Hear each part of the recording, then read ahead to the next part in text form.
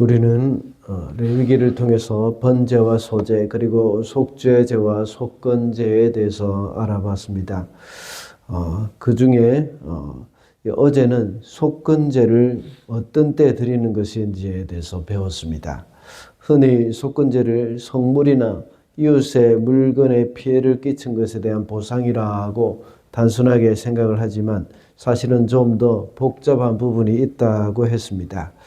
속건제는 어떤 때에 드린다고 했습니까? 성물에 대해서 범죄를 했을 때, 성물에 대해서 죄를 범했을 때에 드리고, 또 부지 중에 계명을 범했을 때에 속건제를 드린다고 했습니다. 그리고 속건제는 고의로 주께 성실하지 못했을 때 그것이 유죄로 판결이 되었을 경우에 드린다고 했습니다. 오늘 우리가 본문에 읽은 것은 번제와 소제를 드리는 데 있어서 보충적인 설명을 하고 있습니다. 그 중에 번제에 대해서는 추가적인 설명을 해주는 내용으로 이 상번제라고 해서 이제 항상 드리는 번제와 그리고 제사장이 입는 옷 그리고 제단 위의 불과 죄를 관리하는 것에 대해서 말씀하고 있습니다. 그리고 소제에 대한 보충 설명으로 백성의 소제를 드리는 법과 남은 소제를 먹는 것, 그리고 이제 제사장의 위임식을 할 때 소제를 어떻게 드리느냐에 대해서 말씀을 하고 있습니다. 이 본문을 통해서 우리는 어떤 마음으로 예배를 드려야 하는지를 우리가 교훈을 얻을 수가 있다고 볼 수 있습니다. 그래서 오늘은 예배자의 마음이라는 제목으로 말씀을 살펴보도록 하겠습니다. 첫째로 예배자는 회개하는 마음이 있어야 합니다. 10절과 11절입니다. 번제를 드리는 동안 제사장은 못이 두루마기를 입고 속에는 맨살에 못이 고이를 입어야 한다. 제단 위에서 탄 번제물의 재는 쳐서 제단 옆에 모아두었다가 다시 진 바깥 정결한 곳으로 옮겨야 하며 그때의 제사장은 제단 앞에서 입은 그 옷을 벗고 다른 옷으로 갈아입어야 한다. 번제를 드리는 동안 제사장은 번제단의 재를 수시로 털어내야 하는 것입니다. 그래서 그것을 번제단 옆에 모아두어야 합니다. 그리고 나중에 그 재를 모아가지고 정결한 곳으로 옮겨야 한다고 했습니다. 번제단의 재물을 완전히 태운다고 하더라도 항상 그 재가 남아있기 때문이죠. 재가 남아있으면 재물이 잘 타지 않습니다. 옛날에는 저희 집에도 큰 가마솥이 있었습니다. 가마솥을 걸어놓고 아궁이에다가 불을 뗄 때에 항상 재를 잘 퍼내줘야 했습니다. 만약에 아궁이에 재가 가득 차 있으면 그 안에 공기순환이 잘 안 돼가지고 장작에 불이 잘 붙지 않습니다. 그래서 재를 치우고 나면 이제 불이 활활 잘 타오르죠. 번제단에도 역시 재물이 탄 후에 남은 재가 쌓여 있거나 그것이 끼어 있다면 그것을 제거를 해야 합니다. 더군다나 아침 저녁으로 늘 번제를 드려야 하는데 재를 그대로 두면 제사를 수행하기가 쉽지 않습니다. 그와 같이 우리 예배자의 마음 가운데도 하나님께 드리는 예배를 방해하는 것이 있습니다. 그것이 무엇이겠습니까? 바로 죄입니다.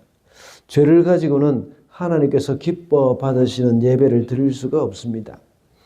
제사장이 번제단에 죄를 털어내어서 갖다 옮기는 것과 같이 우리 속에 있는 죄를 제거해야 합니다. 죄는 우리 생활에 하나님과의 관계를 잘 할 수 없게 만들고 있습니다. 원활하게 불이 타지 못하게 하는 것처럼 우리도 하나님과의 관계에 있어서도 원활하게 할 수 없게 만들고 있는 것이죠. 우리의 마음의 제단에 붙은 그 불이 자꾸만 꺼지게 만드는 것이 죄악입니다. 우리는 날마다 하나님 앞에서 우리의 모습을 돌아보면서 회개하면서 그 죄를 없애고 정결한 삶을 살아가야 하겠습니다. 둘째로 마음의 제단에 성령의 불이 꺼지지 않게 해야 합니다. 13절 말씀입니다. 제단 위에 불은 계속 타고 있어야 하며 꺼뜨려서는 안 된다. 오늘 본문 9절과 12절, 13절에서 세 번이나 번제에 불을 끄지 말 것을 명령하고 있습니다. 이 말씀을 원문으로 보면 9절의 말씀은 계속 타게 하라는 뜻이고 12절에서는 꺼지지 않게 하라는 말입니다. 그리고 방금 읽은 13절에서는 절대로 불이 꺼지면 안 된다는 사실을 아주 극도로 강조한 것입니다. 불이 꺼지지 말아야 하는 이유는 이 불이 여호와 앞에 나온 불이기 때문입니다. 여호와께서 붙여주신 불입니다. 그리고 또 레위기 9장 24절에 보면 불이 여호와 앞에 나와서 제단 위에 번제물과 기름을 다 살랐다고 말씀하고 있습니다. 또한 이 불은 하나님께 드리는 예배가 끊이지 않고 있다는 그런 상징적인 의미가 있습니다. 데살로니가 전서 5장 19절에 보면 성령을 소멸치 말라는 말씀에도 역시 오늘 본문과 같은 의미로 번제단에 불이 끊임없이 타올라야 한다는 의미가 여기에 포함이 되어 있습니다. 이와 같이 예배자는 마음의 제단에 이 성령의 불이 꺼지지 않고 계속 타올라야 하는 겁니다. 주일에 드리는 공예배 시간에만 예배가 아니라고 했습니다. 우리가 살아가는 일상의 삶에도 항상 살아있는 예배가 이루어져야 합니다. 그래서 우리의 몸을 거룩한 산 제물로 드려라 하고 로마서 12장 1절에서 말씀을 하고 있습니다. 우리는 공예배에서 예배를 드릴 때도 하나님이 기뻐 받으시는 예배가 되기 위해서는 영과 진리로 예배를 해야 합니다. 영과 진리라는 말은 성령과 하나님의 말씀, 그것으로 예배하라는 의미이죠. 이와 같은 맥락에서 볼 때에 우리가 평상시에 드리는 예배도 역시 성령으로 드리는 삶의 예배가 되어야 합니다. 그러기 위해서는 번제단에 불이 꺼지지 않는 것 같이 우리 마음의 제단에도 역시 성령의 불이 꺼지지 않아야 합니다. 성령께서 우리에게 주시는 감동으로 늘 차고 넘쳐야 한다는 것입니다. 성령임을 소멸한다는 것은 우리 속에서 성령의 활동을 강하게 억눌러서 억제한다는 말입니다. 인간의 본성인 육신의 소욕대로 살아간다면 성령을 쫓아 살 수가 없습니다. 그러므로 예배자의 마음에 성령의 불이 꺼지지 않게 해야 합니다. 그래서 우리 속에 있는 성령께서 주시는 감동을 따라서 하나님이 기뻐하시는 삶을 항상 살아가야 하겠습니다. 마지막으로 예배자의 마음은 감사가 있어야 합니다. 14절과 20절 말씀입니다.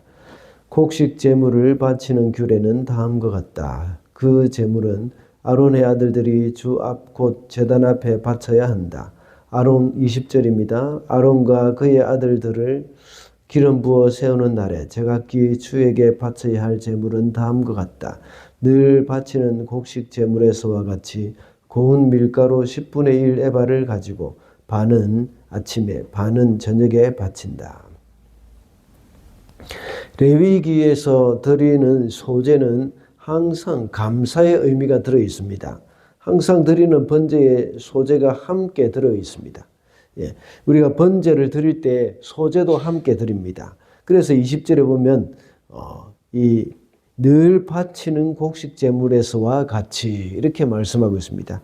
늘 하는 번제물, 상번제라고 하는데 그것과 같이 함께 이 곡식 제물, 소제를 같이 해야 하는 겁니다. 소제는 기본적인 제사입니다. 그래서 번제와 함께 항상 드리는 것입니다. 왜냐하면 하나님께 드리는 제사는 항상 감사함으로 드려지는 제사가 되어야 하기 때문이죠.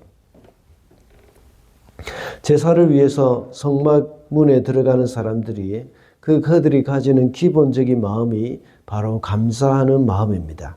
그래서 시편 100편 4절에 보면 감사함으로 그 문에 들어가며 라고 말씀하고 있습니다. 이렇게 성전에 들어갈 때 감사함으로 나아가야 하는 이유가 무엇일까요? 이것은 본래 우리 인간은 하나님 앞에 나아갈 수 없는 존재였기 때문입니다. 그러나 하나님은 이런 예배를 통해서 우리가 용서를 받고 하나님께 나아갈 수 있는 큰 특권을 얻게 된 것입니다. 그래서 성전에 들어가는 문에서부터 감사가 터져 나오는 것이죠. 그리고 번제를 드릴 때 그 감사의 마음을 담아서 소제를 함께 드리게 됩니다. 이와 같이 예배자의 마음은 감사와 감격으로 나아가는 겁니다. 우리가 하나님께 나와서 예배하는 것이 마지못해 억지로 나오는 것이나 의무감으로 나오는 것이 되어서는 안 됩니다.